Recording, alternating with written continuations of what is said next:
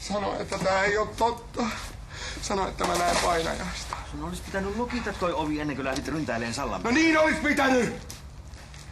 Mä kun luulin, että asiat ei vois enää tän huonommaksi mennä. No, oliko se niin, että sä oot vielä jotenkin koeajalla Stellansin suhteen? Tässä ei hyvät heilu, kun Stellansin pomot saa kuulla tästä. No ei heilu, ei. Niin meni samana päivänä Laitelan pojalta avioliitto ja kauppiaan ura. Pitäisikö sun yrittää selittää niille Stellansin pomoille? Kertoisit rehellisesti, miten kaikki kävi. Ihmisiähän nekin on. Seppai. Isokenkäiset ei ole koskaan suhtautuneet kovin ymmärtäväisesti inhimillisiin erehdyksiin. Varsinkaan meikäläisiä. No, jos nyt kuitenkin tällä kertaa. No eihän täällä nyt niin pahasti ole mennyt. Eihän täällä mitään oikeastaan ole säretty. Että tässä kassassakaan tuskin oli paljon rahaa. No ei.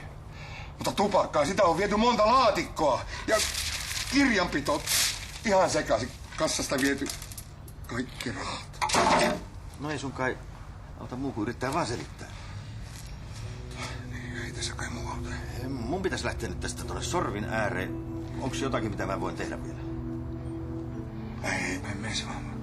Voi olla ihan hyvä, että mä saan olla rauhassa vähän aikaa. Mä siivoon täällä ja lasken, mitä kaikkea täältä on viety.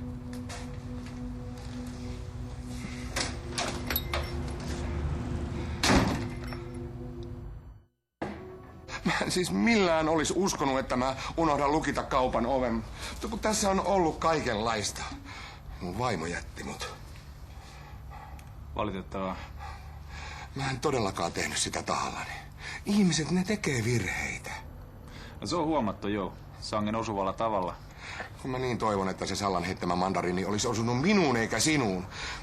Tässä vaan on vainunut jonkinlainen huono onni. Mä oon todella pahoillani. Ei tässä puheet auta enää.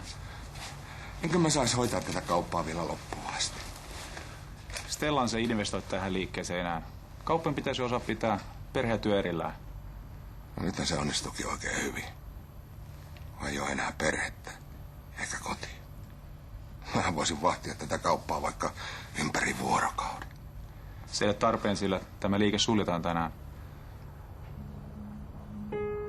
Saisinko mä myymälä avaimet?